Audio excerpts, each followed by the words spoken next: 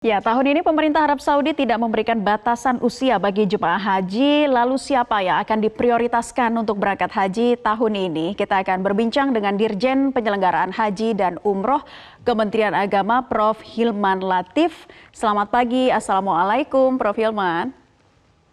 Waalaikumsalam warahmatullahi wabarakatuh, Mbak Naila. Iya, baik.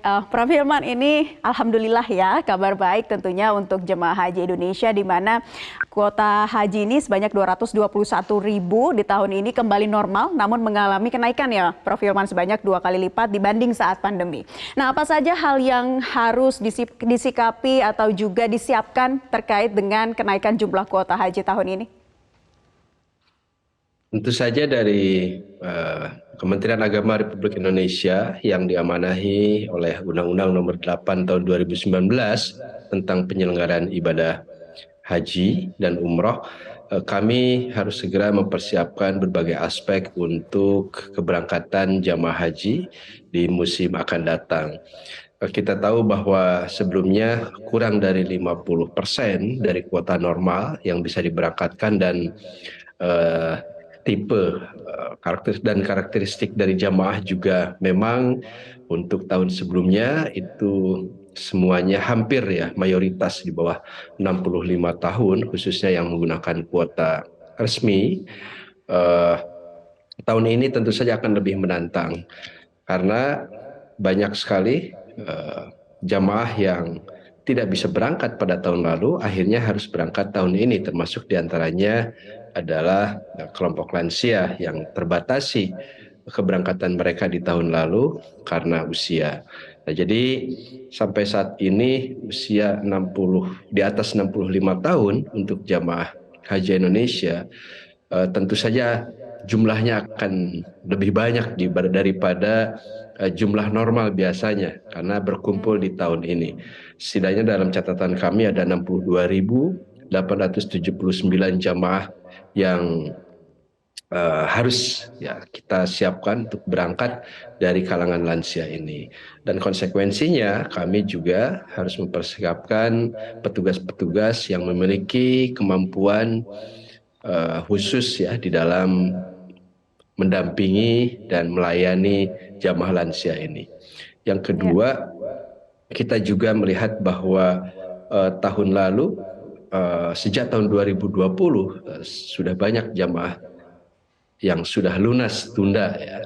Dan ini kita Hmm, harapkan mereka tetap untuk bersiap-siap ya, dengan siapkan diri dengan baik untuk sesi musim akan ya, datang baik. dan menjaga kesehatan dan lain sebagainya. Karena tetap Iya. kita akan melakukan screening ya sesuai dengan Mhm. standar dengan bekerjasama dengan kementerian lain agar jamaah betul-betul Ya. bisa istitoah. Baik, baik, ini tentunya menjadi kabar baik bagi jemaah usia lanjut yang sempat tertunda keberangkatan hajinya. Tahun ini mereka bisa berangkat. Nah, berapa proporsi jemaah lansia dan jemaah dewasa untuk haji tahun ini, Prof. Hilman? Ya, sebetulnya oleh Undang-Undang Menteri Agama Republik Indonesia itu diberikan kewenangan ya untuk memberikan proporsi tertentu bagi jamaah lansia dengan menerbitkan sebuah PMA ya nantinya. Jadi peraturan Menteri Agama. Tetapi kita melihat secara angka yang dimiliki oleh jumlah lansia yang harus berangkat tahun 2023 ini jumlahnya sudah cukup besar gitu ya. Nah, nanti kami akan melihat lagi eh, proporsi apakah Menteri Agama Republik Indonesia perlu memberikan proporsi tambahan dengan lansia ini atau cukup yang ada saat ini karena jumlahnya sudah cukup banyak. Nah, ini kita akan formulasikan lagi. Ya, Tapi intinya kita akan memprioritaskan pada mereka. baik. Prof. Hilman, tadi Anda katakan karena memang tahun ini menjadi pembeda begitu, yang usia lanjut sudah bisa diberangkatkan karena tidak ada batasan usia. Lantas apa yang harus dipersiapkan khususnya bagi petugas haji? Ya, kita memberikan fokus terhadap peningkatan layanan.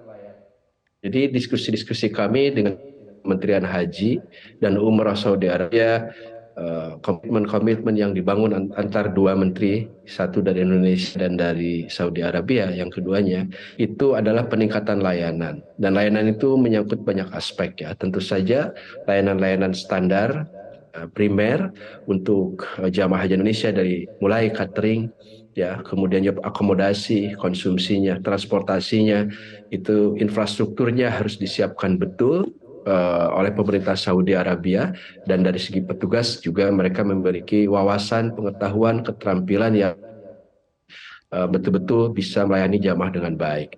Nah, yang kedua, sebagaimana saya sampaikan tadi bahwa uh, pelayanan prioritas kita dan kesehatan memang untuk tahun ini tidak lagi dibebani dengan isu COVID-19, maka kemudian kami akan menyarankan jamaah tetap berhati-hati dan mempersiapkan diri dengan baik, karena justru saat inilah nanti Kementerian Agama Republik Indonesia juga akan melihat kemampuan ya atau istitoahnya jamaah dari segi kesehatan tetap akan kita terapkan. Baik. Sehingga kita harus Kementerian Agama mempersiapkan petugas yang juga memiliki wawasan, memahami peta jamaah yang risty ya, punya risiko tinggi ya karena kesehatan mereka, dan kami berprinsip bisa memberangkatkan jamaah yang banyak dan mengembalikan mereka juga dengan jumlah yang banyak gitu ya. Baik. Ke Indonesia. Prof. Hilman, ini juga yang menjadi pertanyaan adalah mengenai biaya. Apakah ada kenaikan kalau kita melihat inflasi, harga-harga, dan juga pelayanan kepada jemaah juga harus ditingkatkan begitu? Seperti apa nih Prof. Hilman informasinya? Ya tentu saja kita tahu bahwa tahun lalu kita mendapatkan angka yang tinggi untuk pembiayaan haji bagi seluruh jamaah haji dari seluruh dunia, termasuk juga Indonesia, dan kami tetap berusaha untuk memberikan formasi atau formula biaya yang lebih proporsional. Yang pertama adalah harganya pasti akan mengalami penyesuaian ya, penyesuaian dari berbagai aspek ya, karena harga-harga untuk bahan baku ya, kemudian juga transportasi, akomodasi, belum juga pajak serta inflasi itu juga menyebabkan kenaikan harga. Tapi di Indonesia kami coba formulasikan bagaimana bahwa biaya itu masih bisa terpenuhi aspek-aspek istitoahnya ya, dan pada saat yang sama kita menerapkan prinsip ya bagaimana pembiayaan haji yang berkeadilan gitu ya. Nah ini juga harus dipahami oleh seluruh jamaah haji di Indonesia bahwa ada yang namanya Badan Pengelola Keuangan Haji atau BPKH yang kita membiayai perjalanan haji jamaah termasuk yang akan datang, dan kita tuh ada 5,2 juta orang yang menunggu. Jadi kita akan menerapkan prinsip pembiayaan yang berkeadilan serta berkesinambungan atau berkelanjutan. Nah, biaya angkanya nanti akan kami formulasikan dan mitra kami dari Komisi 8 dengan mempertimbangkan berbagai aspek. Tapi insya Allah ya mudah-mudahan kita bisa mendapatkan angka yang baik untuk jamaah dan untuk semuanya lah kira-kira ya. Ya. Amin, amin. Prof. Hilman, pelayanan haji di Arab Saudi tidak lagi dilakukan oleh muasasah. Ini yang menjadi pembeda juga di tahun ini, tetapi oleh syarikah ya atau perusahaan. Nah, bagaimana Prof. Hilman melihat transformasi ini? Apakah juga ada dampaknya bagi pengelolaan haji? Ya betul sekali Mbak. Jadi dulu sekali haji itu dilayani oleh syekh. Syekh itu orang-orang yang memang dipercaya oleh jamaah haji dari berbagai belahan dunia untuk melayani mereka. Kemudian juga dari syekh itu individu-individu itu berubah menjadi muasasah, semacam foundation lah kira-kira begitu, dan sekarang sudah menjadi company. Nah tentu saja aspek profesionalisme dari layanan menjadi perhatian ya dari kita semua, dan kami juga mendiskusikan berbagai hal dengan para syarikah itu atau perusahaan-perusahaan itu, bagaimana profesionalisme, transparansi, ya fairness itu kita bangun betul antara mereka dengan jamaah haji atau dengan kami sebagai penyelenggara. Jadi kita berharap bahwa profesionalisme bisa terbangun, transparansi bisa terbangun, fairness-nya, kerjasama yang saling menguntungkan juga bisa terbangun. Karena bagaimanapun Indonesia itu juga memiliki kepentingan dengan haji ini, termasuk misalnya bagaimana kami bekerja sama dengan mitra-mitra kami dari kementerian yang lain memperjuangkan agar produk-produk Indonesia juga semakin hari semakin banyak yang bisa digunakan di Saudi Arabia untuk melayani jamaah haji maupun umroh. Saya Ya, kira itu. jadi saling berkolaborasi begitu ya. Bagaimana Betul, kemudian betul. dari pihak Arab Saudi juga bisa meningkatkan kualitas pelayanan bagi jemaah dan dari kita juga bisa mempromosikan produk-produk tadi. Semoga perjalanan ibadah haji para jemaah tahun ini bisa berjalan dengan lancar. Terima kasih Prof. Hilman Latif, Dirjen Penyelenggaraan Haji dan Umroh Kemenak sudah bergabung di kesempatan Selamat Pagi Indonesia. Wassalamualaikum.